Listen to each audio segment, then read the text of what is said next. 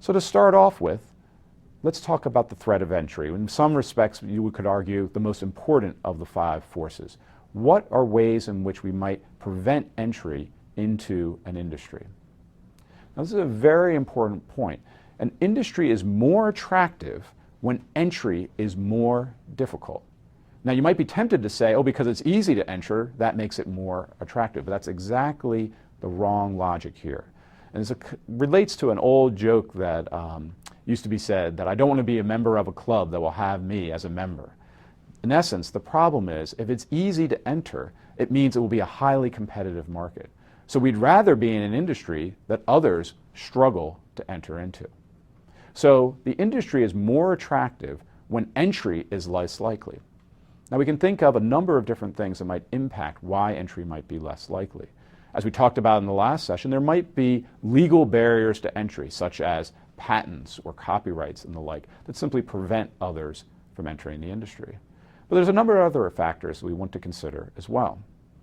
The first one we want to consider: to what degree do potential entrants face high sunk costs?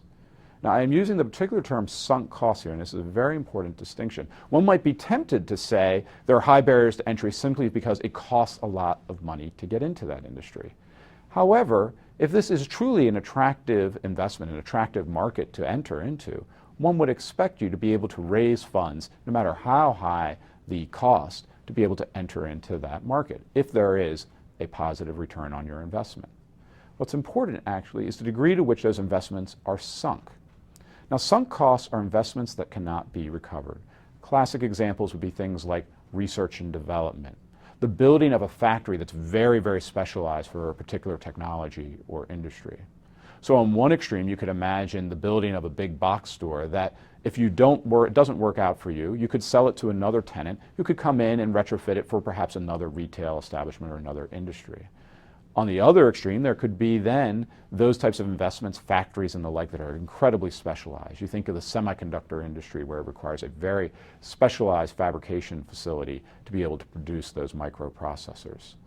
This degree to which these investments are sunk creates a barrier to entry because they create a higher risk to those who enter that industry. This is not an industry with high sunk costs that you can easily enter and then exit and recover your costs, recoup your costs.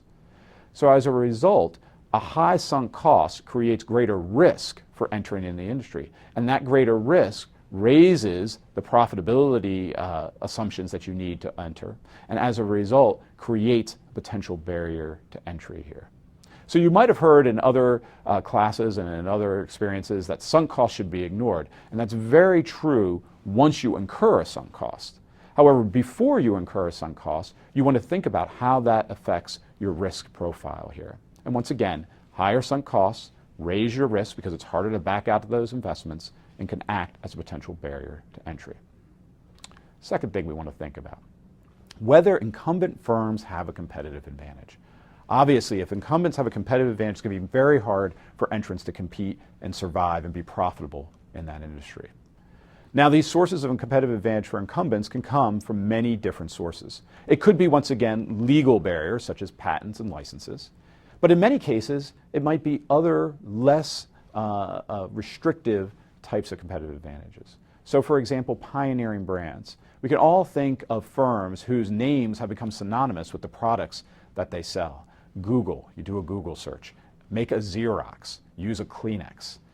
In any of these cases, it could be argued that the brands themselves have value that make it very hard for others to enter and compete in those markets.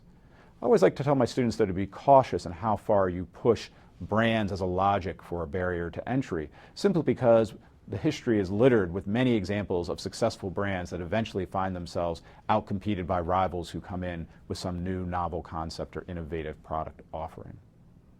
Third thing to think about in terms of competitive advantages as a barrier to entry are things called pre-commitment contracts. These are various ways in which the existing players within the industry lock out potential entrants from important complementary assets. A classic case of this would be distribution channels. So take the airline industry. In some airports, one airline might be able to lock up most of the gates, not allowing others then to enter and use that airport as a place to fly out of. They, in essence, lock up the distribution channel, preventing entry into that segment. A fourth thing to think about are economies of scale. The larger the economies of scale, the greater the barrier to entry within an industry. So let me talk about this one in a little more detail here. The idea of economies of scale is simply as output increases, the larger the output that you have, average costs go down. We talked a little bit about this in the last session. So what you see here is a little chart where you have AC stands for average cost. We have prices or costs on the y-axis and output on the x-axis, the horizontal axis. And as you see, as you increase the volume of your output, the per unit cost goes down. There's eventually a point that we refer to as the minimum efficient scale, the MES. The minimum efficient scale is, in essence, the amount of output necessary to be cost competitive within the industry. Now it's interesting, a lot of this might be generated just simply by the technology inherent in the industry, and there's those who've done analyses to show what the minimum efficient scale is in various different industry segments. In the mass-produced beer segment, for example, the minimum efficient scale to be cost competitive in that segment is actually quite large, in the order of millions of barrels that need to be produced of beer to be cost competitive. In other industries, it might be very small, and you can just get a small chunk or percentage of the market share of an industry and have enough volume to be cost competitive. And you can actually find resources, indexes, that will tell you what the efficient scale is in various industries. Related to economies of scale is the notion of learning curves, or sometimes called experience curves. And the idea here is the steeper the learning curve, the greater the barrier to entry. Learning curves look a lot like economies of scale, but they have a slight and important difference. Learning curves are generated by the cumulative output over time, not just the volume of output in any given production cycle. The idea very simply is that over time, as you produce more and more, you learn. You learn how to do things more efficiently, you lower your costs, perhaps improve your quality. It's not hard for all of us to think of many examples perhaps in our own lives where the more you do something, you get more proficient and better at it. Lots of industries have learning curves at the heart of their dynamics.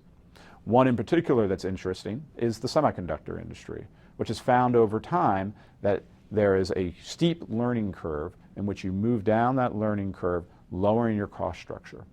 For later entrants into the industry, they have to move down that learning curve to catch up to existing competitors within the industry. And that time it takes you to catch up to those competitors serves as a barrier to entry. You realize perhaps as a potential entrant, you'll never be able to catch up with them, and as a result, you don't enter in the first place. Here we see some data from the semiconductor memory industry, an industry that has been characterized by what's called Moore's Law, the idea that there's a doubling of capacity roughly every 18 months. And this is a rule, if you will, a law that has been followed for going on 20, 30 years now. And what you see here is a representation of that in terms of cumulative output and the price per bit. This is on a log scale, so actually this is a much steeper dynamic than is even illustrated in this diagram here. What you see is that over time, as output was accumulated, the price per bit has come down quite dramatically here over the years. This learning curve is in essence what has allowed Intel to be a very successful player in the microcomputer industry. As they've gotten ahead and competed and learned, they've lowered their costs and have been able to prevent many entrants from coming into the industry and competing with them because it would be just cost prohibitive for someone to try to catch up with them at this point.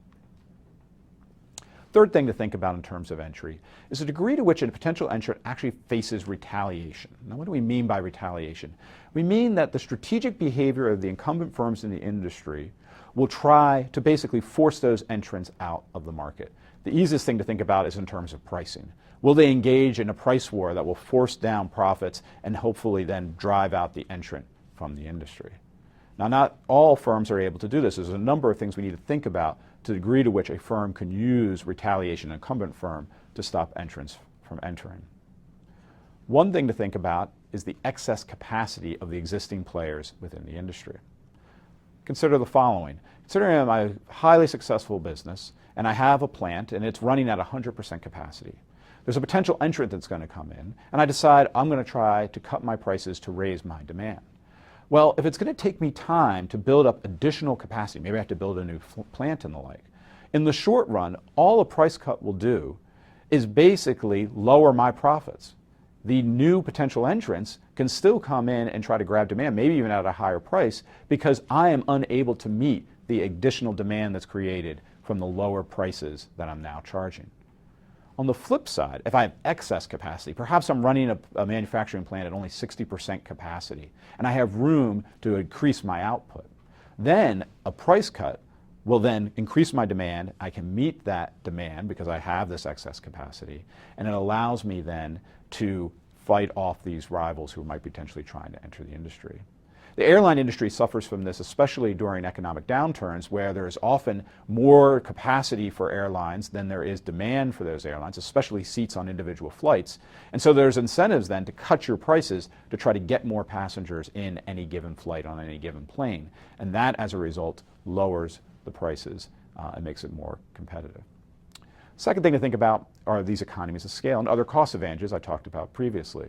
Not only do they just give you an absolute cost advantage, they also might allow you to engage in this type of pricing behavior and sustain the type of pricing behavior longer than potential entrants who might not enjoy those cost advantages.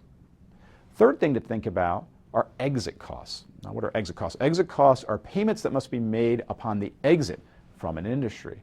Often, when you want to shut down a business, there are still costs that are incurred. Perhaps obligations that you've made in the past to pension funds and the like that must be met. Perhaps there is an environmental liability associated with a manufacturing plant that you have that you'll need to meet if you shut down that plant.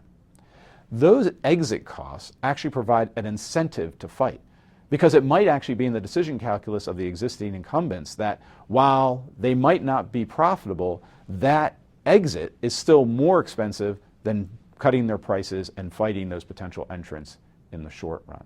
So substantial exit cost increases the likelihood that a firm will want to fight potential entrants. Fourth thing to think about is simply, do some firms have an aggressive reputation? Do they have a reputation that they are going to respond to any potential entrant into their industry? Now, a famous example maybe in the software industry is Microsoft, who is well known for having a strong reputation for retaliation when firms try to potentially enter their industry segment. The key is it must be credible at some level. Just saying that, hey, we're going to be aggressive against potential entrants into our segment is insufficient. You must actually be able to back that up. And that actually goes back to some of the things we've already talked about. Do you have a cost advantage here? Do you have excess capacity? They all feed into whether you have an aggressive reputation. The challenge here is that unless you have a large position with the industry, a large percentage of the market share per se, you have what we call a free rider problem. One firm being aggressive to potential entrants in the industry is insufficient if others who are already in the industry don't respond in kind as well. So one could imagine if I try to engage in a price war, if no one else joins me in that, all I'm doing is hurting my own profitability potentially, especially if I don't have that excess capacity once again. So once again, likelihood of retaliation is something else we want to think about in terms of threats to entry.